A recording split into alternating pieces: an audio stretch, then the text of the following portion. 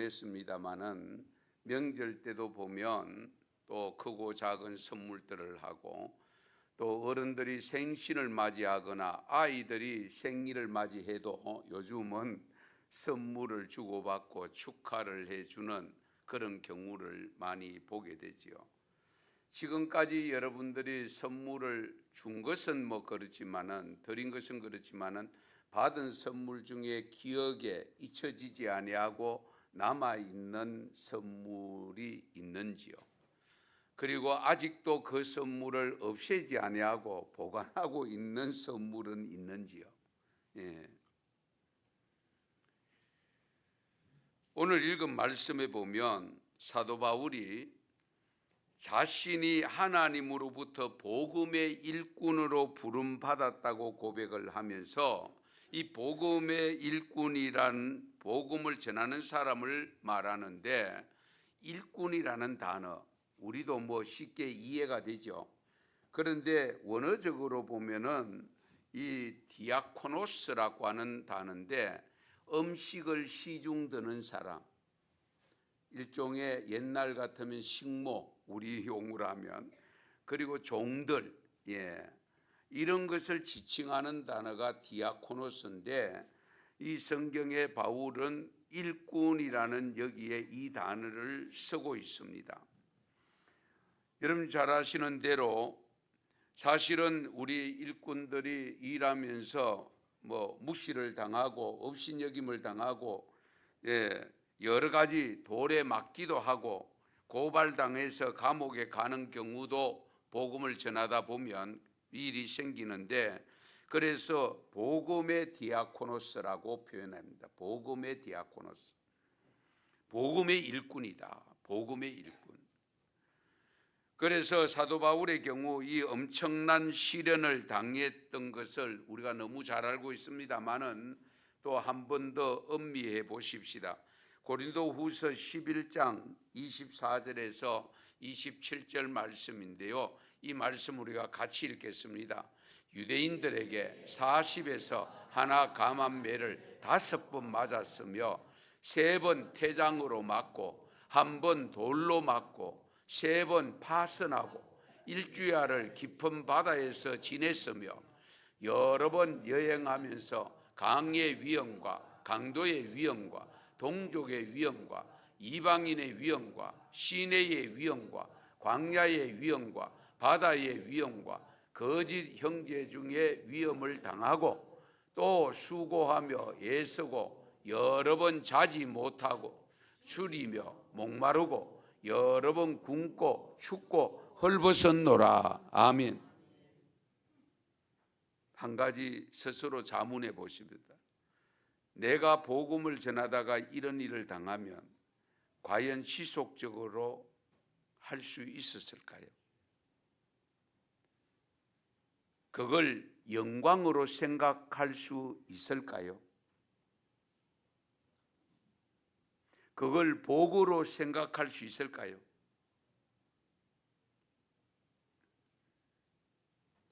그런데 복음의 일꾼 된 것을 사도 바울은 오늘 본문에서 하나님의 은혜의 선물이라고 표현했습니다.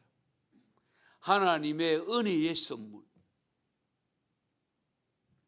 이런 선물 받고 싶습니까? 알면 안 받겠죠. 우리가 잘 생각하셔야 돼요. 왜 하나님의 은혜의 선물이라고 고백했을까? 그렇게도 모진 고통을 겪어야 하는 사역인데도 말입니다. 자신이 한 과거의 행적을 보면 하나님의 뜻과는 전혀 상관없는, 전혀 반대되는 일을 했음에도 불구하고 그것을 조건 없이 다 용서하시고 그보다도 훨씬 더 중요한 책임을 맡겼기 때문에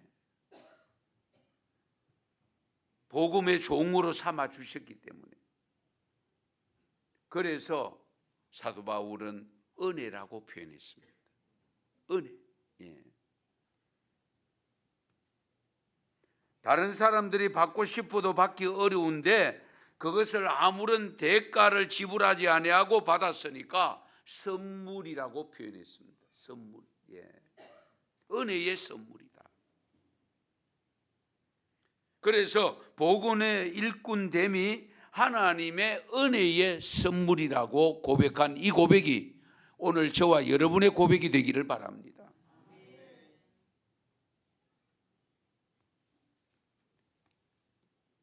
그런데 8절 이하에 보면 이와 같은 고백을 한 이유를 설명하고 있습니다.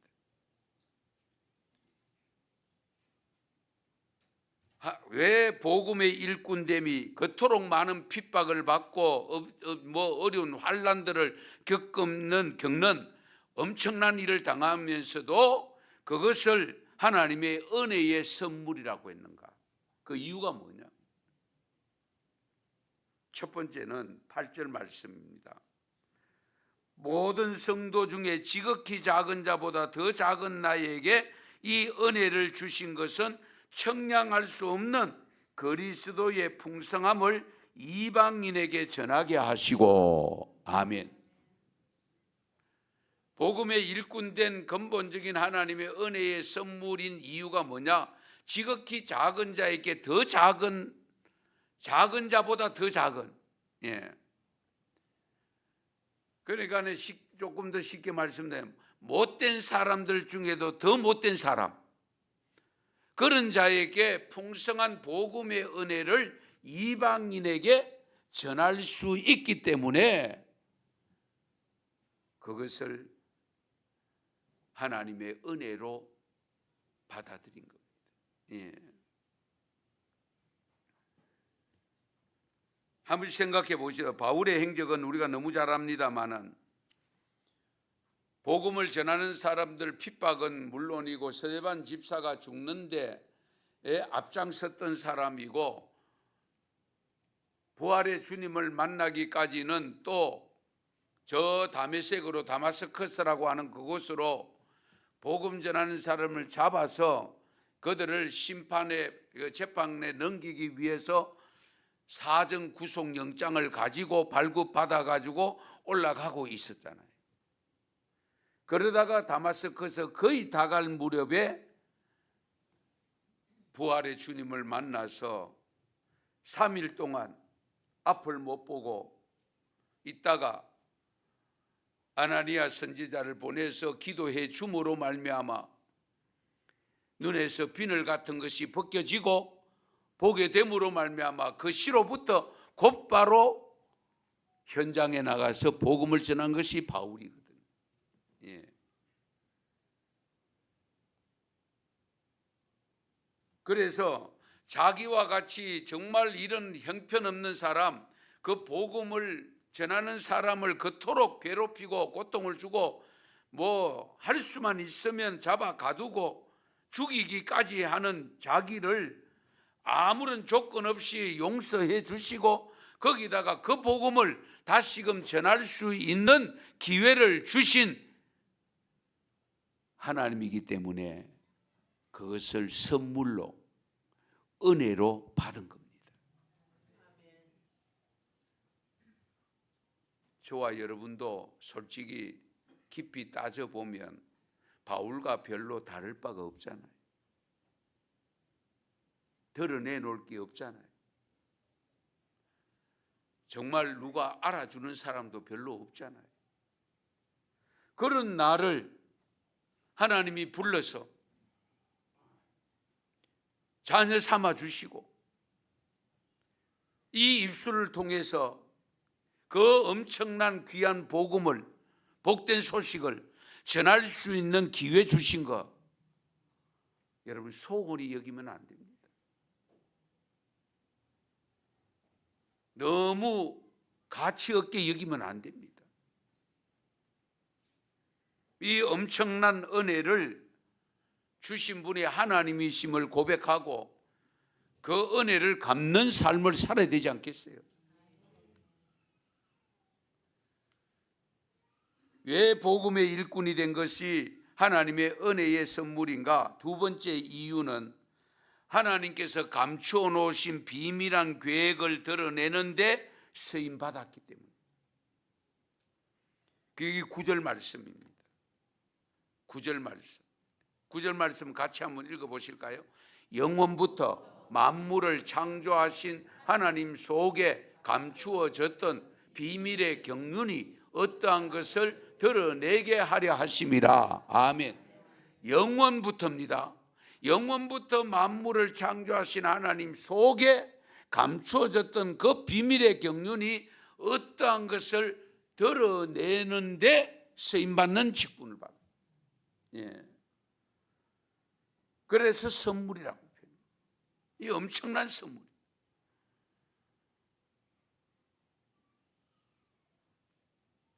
여러분, 비밀 좀 이야기 좀 하십시다. 비밀. 비밀 없는 분 계세요? 크고 작은 비밀들이 있죠. 그거 누설하면 어떻게 돼요? 큰일 나죠. 싸움이 일어나잖아요. 정부는 정부대로 비밀이 있고, 회사는 회사대로 비밀이 있고, 개인적으로도 비밀들을 가지고 있습니다. 그런데 그 비밀이 탄로나지 않도록, 밝혀지지 않도록 안간힘을 다 쓰고 있는데, 요즘은 희한한 일들이, 이상한 일들이 발생하잖아요. 나 개인에 대한 정보가 다 노출되는 이런 일들이 발생해서 야단이잖아요. 그런데 하나님을 섬기는 성도들은 비밀이 없어야 됩니다. 아멘을 안 하시는 분 비밀이 있어야 되는 모인데요. 예. 왜 비밀이 없어야 되느냐? 하나님 앞에는 비밀이 없어야 됩니다. 그래야 하나님 앞에 모든 것을 고백하고 모든 것을 사함받을 수 있습니다. 용서받을 수 있습니다. 예. 그게 숨겨놓은 비밀이 있으면 곤란합니다. 그러면 회개가 안 됩니다. 회개가 안 되면 자칫 구원 못 받을 수도 있습니다.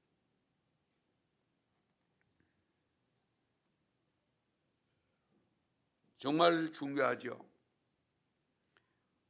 우리가 죄사함을 받아야 새 사람이 되잖아요. 그리고 또 우리가 살아보지만 영원한 비밀은 없어요. 우리 그런 표현 쓰잖아요. 나름대로 숨긴다고 숨겼는데 뒤에 보면 발각되어지고 드러나고, 그래서 하는 말이 있잖아요. 영원한 비밀은 없다. 그 영원한 비밀이 없는데 우리가 하나님 앞에서 전능하신 하나님 앞에서 무슨 비밀이 있어요? 비밀이라고 있는 것 자체가 이상한 거죠.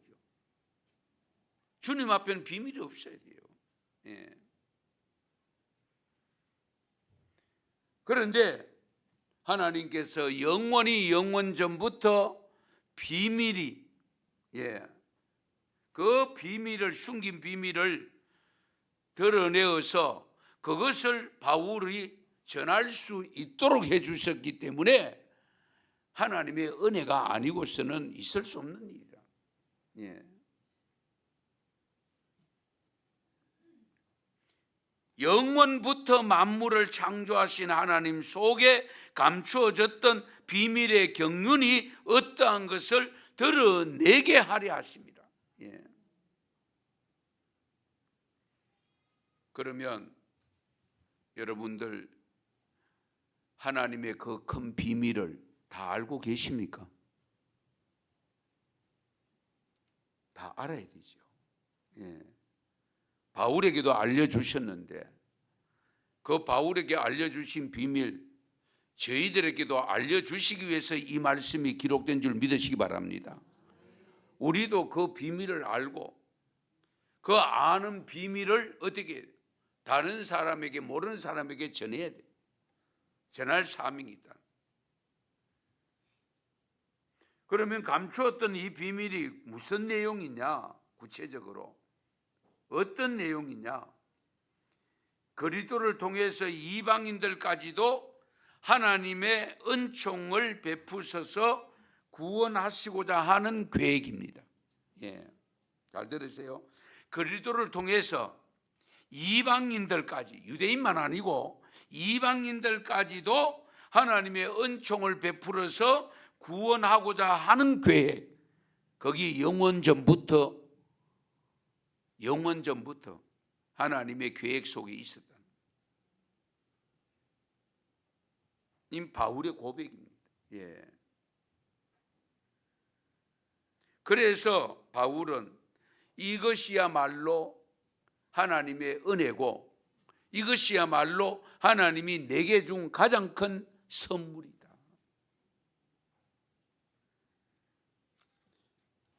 그런데 이것이 결국은 오늘날 교회의 사명입니다. 교회의 사명. 오늘 본문 10절 말씀을 보시면 이는 이제 교회로 말미암아 하늘에 있는 통치자들과 권세들에게 하나님의 각종 지혜를 알게 하려 하심이니. 아멘. 교회로 말미암아 하늘에 있는 통치자들과 권세들에게, 이 부분이 좀 해석이 좀 어렵습니다. 하늘에 있는 통치자, 권세, 누굴 말할까? 천사들일까? 이렇게 표현하는데, 사도 바울이 하나님이 불러서 서시면서 나의 택한 그릇이라고 할 때에 하나님이 장차 사도 바울을 통해서 서실 것이 뭡니까? 그 이유가 이방인들에게 복음을 전하기 위해서고, 두 번째는 권세자들, 왕과 통치자들에게 복음을 전하기 위해서 불른 택한 나의 그릇이라고 했습니다. 예. 그런 의미에서 보면 여기 하늘에 있는 통치자들과 권세들이라고 하는 것은 결국 하나님께서 세워놓은 통치자들과 권세자들이 아직도 하나님을 모르고 있다는 거예요. 그러므로 그들에게 정말 하나님의 각종 지혜를 알게 하려고 불러주셨다. 복음의 일꾼을 세워주셨다. 그러므로 이것은 선물 중에 선물이고 은혜 중에 은혜다. 이 고백이 저와 여러분의 고백이 되시기 바랍니다. 대단히 중요하죠. 예. 그런데 이 내용을 지속적으로 전하기 위해서 교회로부터 전하도록 사명을 주셨대요. 교회 사명. 예. 그러므로 어쨌든 직분의 사명을 잘 감당해야 되는데요, 복음을 부지런히 전해야 됩니다. 그저 일회성으로 행사로 한번 전하는 것으로 끝나는 것이 아닙니다. 예. 우리가 주님 앞에 부름받는 그 순간까지 지속적으로 전해야 될 것이 복음입니다. 그 구원의 소식을 전해야 됩니다. 예. 왜? 내가 전함을 받고 구원을 받았기 때문에. 나처럼 누군가가 복음을 들어야 될 사람들이 있기 때문에 나를 불러 세웠습니다. 나를 통해서 분명히 구원받을 사람이 또 있다는 것을 믿으시기 바랍니다. 누군지는 나도 몰라. 그러므로 여러분들이 기도하며 때를 얻든지 못 얻든지 전해야 돼요. 예. 왜? 저 사람이 누구를 통해서 전도받을지 구원받을지는 아무도 모르잖아요, 솔직히. 그런데 다른 사람이 실컷 전도해놨는데 결정적인 순간에는 엉뚱한 사람을 통해서 예배당에 와서 등록을 하는 경우가 있습니다. 예. 그렇기 때문에 우리가 이 점을 항상 염두에 두셔야 됩니다. 그리고 세 번째 이유는요, 정말 왜 복음의 일꾼이 된 것이 하나님의 은혜의 선물인가? 세 번째 이유는 복음이 세상에서 가장 큰 복이기 때문입니다. 예. 가장 큰 하나님의 선물이기 때문에. 예.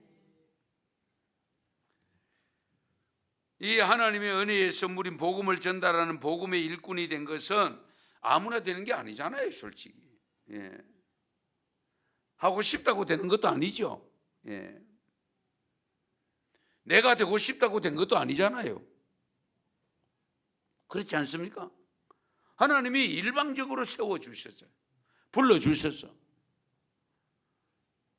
은성교회 보내주셔서 은성교회를 통해서 복음을 전하도록 만들어 주신 것은 하나님의 뜻인 줄 믿으시기 바랍니다.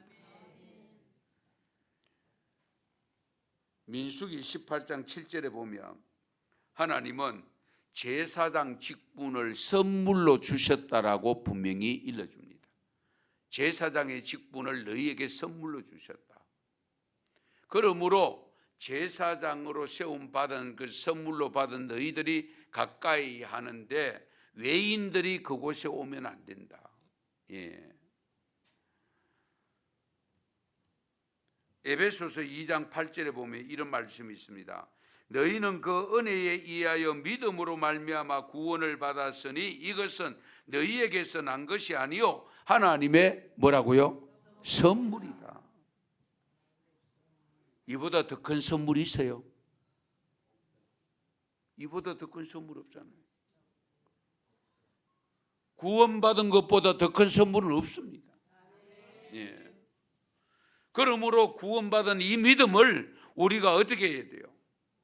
고이고이 간직해야 돼요. 예. 우리가 물질적인 선물도 중요한 것은 고이고이 장롱 깊은 곳에 넣기도 하고, 예? 어떤 부잣집에 가면은 뭐 함부로 열 수 없는 트렁크에다가 넣어놓기도 하고 그러잖아요. 네. 그런데 우리 믿음은 내가 고이 간직은 하지만은 그 믿음의 선물을 나누어 줘야 돼요. 우리는 나누어 줘야 돼요. 예. 그래서 성도 여러분, 우리는 세상에 살면서 명절을 맞이하든지 생일을 맞이하든지 간에 누구에게 선물할 기회가 있을 때 가장 먼저 살펴야 될 것은 이분이 예수를 믿는지 안 믿는지 그걸 먼저 체크하셔야 됩니다. 왜?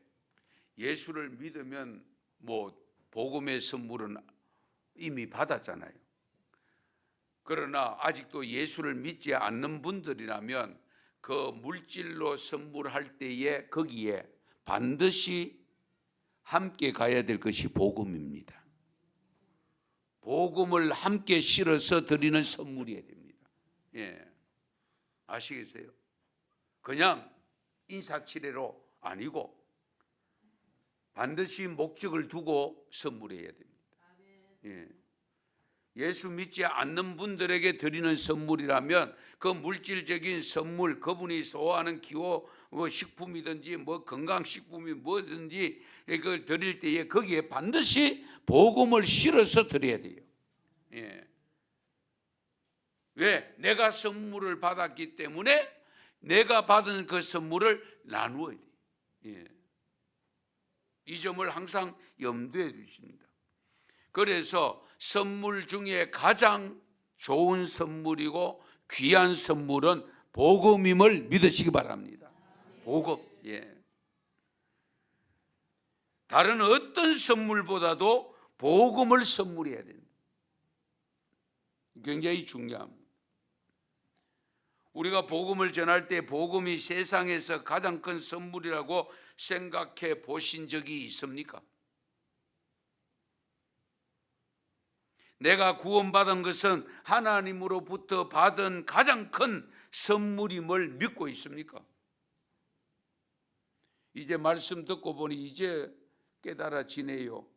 혹 그런 분 없습니까? 부모님, 배우자, 자녀들, 사업장, 직장 뭐 여러 선물이 아닌 것이 없지만은 우리가 그렇잖아요. 이 땅에 태어난 것도 엄청난 선물이죠. 사실은. 그러나 그보다 더 귀한 선물은 바로 복음이라는 것. 내가 복음을 믿고 영생 얻은 것. 이거보다 더 귀한 선물은 없습니다. 그런데 이런 현상이 어느 날 갑자기 이루어진 것이 아니고요, 하나님의 뜻으로 되었다는 사실을 믿으시기 바랍니다. 하나님의 뜻으로 된 거예요. 오늘 본문 11절 보십시다. 11절 같이 읽습니다. 곧 영원부터 우리 주 그리스도 예수 안에서 예정하신 뜻대로 하신 것이라. 아멘. 예정하신 뜻대로 하신 것이라. 그리도 예수 안에서. 언제부터? 영원부터. 예. 그러니까 우리는 때가 이르다, 때가 늦다, 좀 빨리 이런 표현을 쓰는데, 하나님은 이미 늦든 이렇든 모태신앙이든 늙어막혀든 상관없이 하나님이 예정되어 있다는 거예요. 예. 하나님께 예정.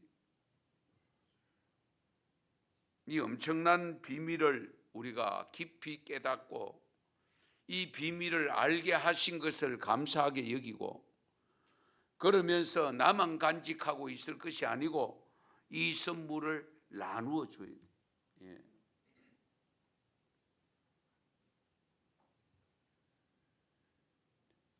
그래서 예수님을 믿음으로 말미암아 담대함과 확신을 갖고 하나님께 나아감을 얻게 되었다고 12절에 고백하고 있습니다. 믿음이 있으면 담대해집니다. 그렇잖아요. 믿음이 있으면 담대해집니다. 믿음과 확신을 갖고 있으면 어떤 환경도 두렵지 않습니다. 믿음이 있습니다. 양해하고 들으시기 바랍니다. 제가 6, 7살 때 제 할아버지가 서당을 했기 때문에, 천자문을 가르쳤기 때문에 제가 천자문을 배우러 다녔습니다. 어른의 걸음으로 보면은 큰 머린 거리가 아닌데, 그 어릴 때는 상당히 멀잖아요. 그런데 밤에 다녔거든요. 그래서 가끔 동네 분들이 만날 때 니 안 무섭나? 그게 기억이 나요. 니 안 무섭나? 그렇게 제게, 무섭기는 왜 무서워요? 이 캄캄한 밤에 니 혼자 안 무섭나? 왜? 나 혼자 아닌데요. 누가 있는데? 하나님 계시는데요. 할렐루야. 예. 그러면서 다녔던 기억이 아직도 남아 있습니다. 예. 하나님이 함께 하신다고 하면 담대해집니다. 담대해져. 예. 믿음이 있으면 어쨌든 담대해집니다. 믿음과 확신을 갖고 있으면 어떤 환경도 두렵지 않습니다. 왜냐하면 하나님께로 나아가면 하나님이 지켜주시고 하나님이 인도하시잖아요. 예. 그래서 우리가 믿음을 갖고 담대하게 살아야 되는데, 가는 길이 사실은 고난의 길, 어려운 길들이 많이 있습니다. 쉬운 길이 아닙니다. 특히 믿음을 가지고 살고 있는 저와 여러분은 험난한 길을 걷고 있습니다. 좁은 길을 걷고 있습니다. 그걸 일명 십자가의 길이라고 표현하잖아요. 이런 훌륭한 믿음을 가진 바울은요, 자기가 교회를 위해서 환난을 당해서 감옥에 갇혀 있다 할지라도 에베소 교인들은 낙심하지 말라고 일러줍니다. 여러분, 솔직히 제가 복음을 잘 전하다가 핍박을 받고 감옥에 가 있으면 여러분 걱정될까요, 안 될까요? 그걸 영광으로 생각할 수 있겠습니까? 어렵잖아요. 걱정되기도 하고, 어떤 믿음이 좀 거하면은 믿음이 흔들릴 수도 있습니다. 저렇게 열심으로 하는데 왜 감옥에 가게 하시도록 내버려 두시나? 하나님은 없는가 아이가? 이렇게 표현을 한다니까요. 예.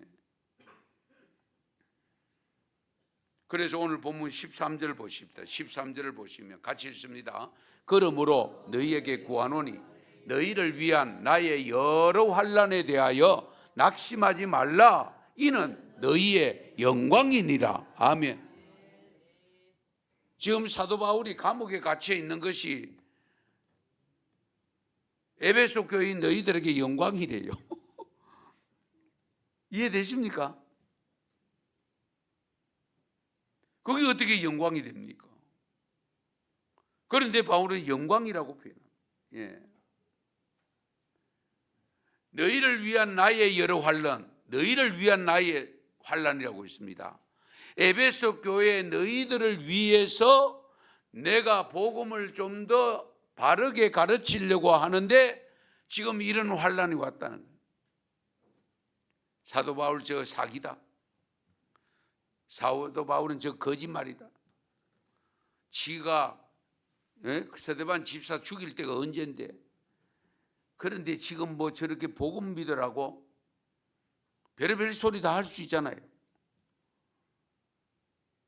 그렇기 때문에 오히려 너희들을 위해서 내가 환난을 받고 있다. 내가 감옥에 들어와 있다. 그러나 너희들 낙심하지 말아라. 오히려 내가 감옥에 들어와 있는 것이 너희들에게 영광이 된다. 할렐루야. 이 신앙 고백 쉽지 않습니다. 그러나 우리가 깊이 헤아려야 되죠. 예수님이 십자가에 못 박힐 때 3년 동안 따라다녔던 제자들 영광으로 생각했습니까? 뿔뿔이 다 흩어지고 없었잖아요, 처음에는. 예. 지금까지 따라다니면서 온갖 능력을 다 체험했습니다. 우리와 또 다르잖아요. 그럼에도 불구하고 십자가에 못 박히는 순간에 뿔뿔이 흩어지. 베드로는 3번 부의전까지 하고. 이런 것을 볼 때에 바울은 정말 대단한 분. 예. 복음 전하다가 감옥에, 조금 전에 읽었던 고린도서에 나온 말씀들을 생각해 보죠. 40에 하나 감한매를 몇 번 맞았어요? 한 번도 아니고 5번 맞았어요. 39대 매질을 5번 당했다니까요. 파도의 위험, 강의 위험, 들의 위험, 광야의 위험, 뭐 굶고 뭐 이건 뭐 다반사입니다. 예. 그런 의미에서 오늘날 신앙생활을 하고 있는 저와 여러분은 그에 비하면 비교가 안 되죠, 솔직히. 예.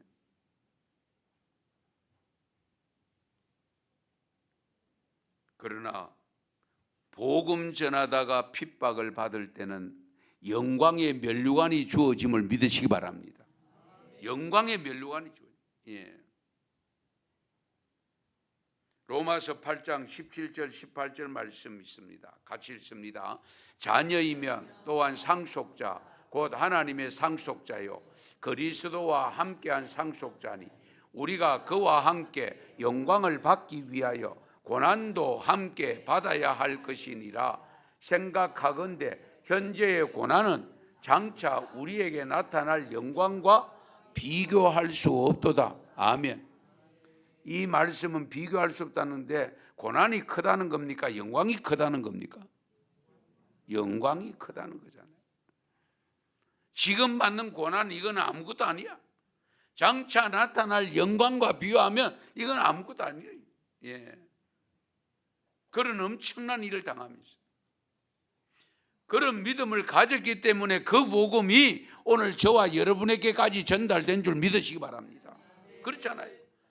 그거 아니었으면 바울이 그렇게 안 했으면 이 복음 우리에게까지 올 수 없어요. 예. 성도 여러분은 예수 믿는 것 때문에 당하는 고통, 고난 등 여러 가지 환난, 어려움을 겪을 때 그것을 영광으로 생각해 보신 적이 있습니까?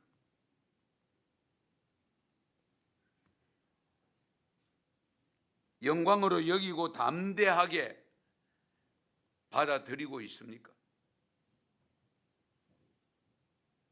낙심하지 아니하고 불평하지 않으면서 말입니다. 쉽지 않습니다. 하지만 우리는 믿음으로 인해서 당하는 핍박이나 환난이 올 때는 감사하는 마음으로 영광을 받아들이는 믿음이 되시기를 바랍니다. 이런 믿음 가져. 예. 복음은 선물입니다. 선물인 복음을 전할 사명을 받은 것은 하나님의 은혜입니다. 그러므로 우리는 부지런히 감당하기 위해서 은성교회가 11월 2일 날 추수감사절을 맞이하면서 우리가 예배당으로 이 학정동에 옮겨왔기 때문에 하나님의 또 다른 은혜가 있을 줄로 믿고 이 은성교회를 통해서 이 지역에 복음을 받아들고 생명을 얻으려야 될 사람들이 있음을 믿기 때문에 우리가 더불어 축제, 전도 축제를 하는 겁니다. 예. 특히 우리 각자가 초청할 분 VIP로 대우해서 모시려고 여러분들이 기도하면서 준비하고 있습니다만은 이것이 한 번의 행사로 끝나는 것이 아닙니다. 끝났어도 안 됩니다. 그래서 제1회라는 단어를 표현했습니다. 제1회라는 단어를 붙인 것은 무엇을 의미할까요? 앞으로도 계속 2회, 3회 계속된다 그 말이죠. 왜? 복음은 한 번 전하고 끝나는 것이 아니고 주님 오실 때까지 전해야 되기 때문에. 주님 오실 때까지. 그래서 이런 엄청난 일을 할 때에 구경꾼으로 머물면 안 됩니다. 구경꾼으로 머물면 안 돼요. 앞장서 나가야 됩니다. 지금부터 기도하셔야 됩니다. 새벽 기도, 금요 기도 하셔야 됩니다. 기도 안 하고 하나님의 일을 하는 것은 어불성설입니다. 예. 이 점을 항상 염두에 두셔야 됩니다. 우리가 주인공, 내가 주인공이 돼야 됩니다. 구경꾼이 되면 안 됩니다. 예.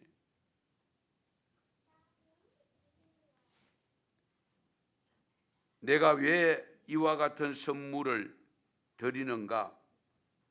여러분들이 그날 VIP를 초청해서 밥도 사드리고 물건을 사드리고 아마 그럴 수도 있습니다.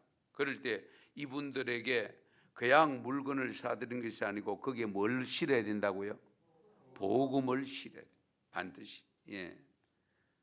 반드시 복음이 함께 가야 돼요. 예. 이걸 놓쳐버리면 세상에서 하는 행사와 다를 바가 없습니다. 예. 우리는 복음을 실어 나르기 위해서 하는 겁니다. 이것을 분명하게 하시죠. 예. 그래서 이것은 우리 모두에게 주어진 사명입니다. 사명. 하나님의 은혜의 선물이 복음이고 그 복음을 전하는 일꾼으로 부름받은 것이 하나님의 선물로 받은 것인데 그것을 우리는 표현하기를 사명이라고 표현합니다. 사명. 나 혼자 받은 것으로 간직하고 있는 것이 아니고 내가 받은 복음을 이제는 나누어야 되는 사명을 가지고. 오프라 윈프리 잘 아시죠? 요즘은 뭐 별로 뉴스에 많이 떠오르지 않는데 이분이 나이를 내가 보니까 1954년생이더라고. 71살이더라고. 그런데 군인이었던 아버지와 19살 된 어머니에서 태어난 흑인입니다. 6살 때까지 외할머니에게서 자랐습니다. 그 6살 이후에 새엄마에게 가서 자랐습니다.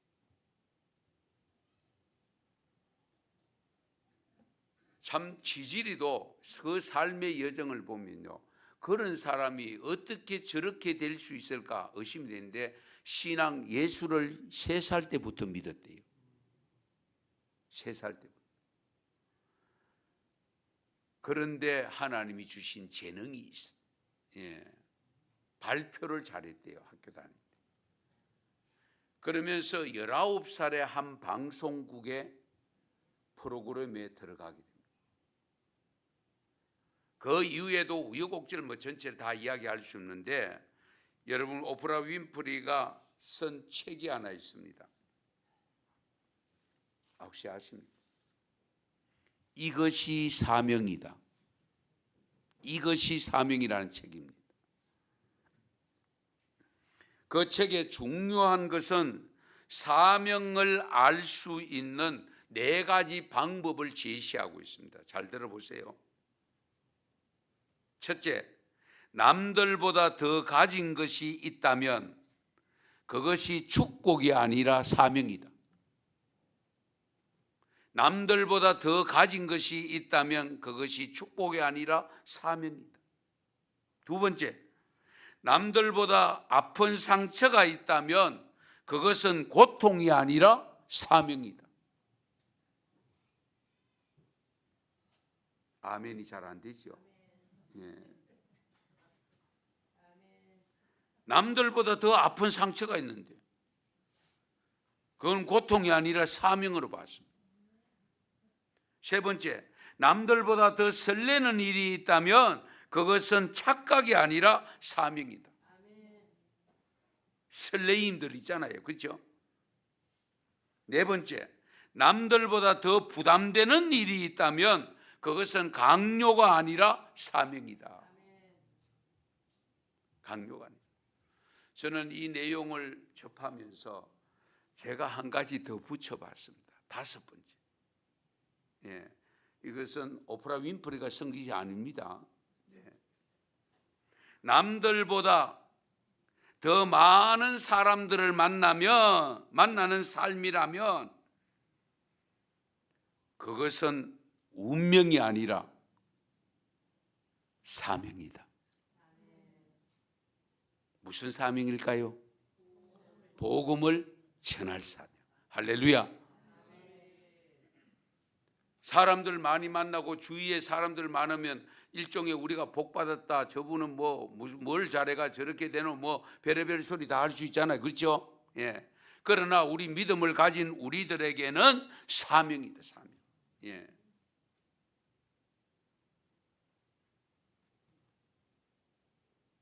오프라 윈프리가 성경의 인물 중에서 롤 모델로 삼은 사람이 모세라고 합니다.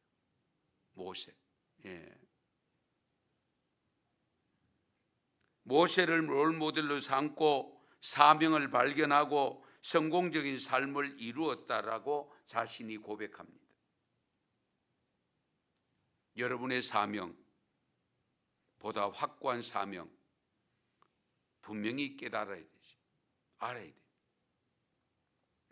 하나님은 바울을 통해서 우리에게 분명한 사명이 있음을 가르쳐 주고 있습니다. 하나님의 은혜의 선물인 복음을 나누어 주어야 될 사명이 있음을 믿으시기 바랍니다.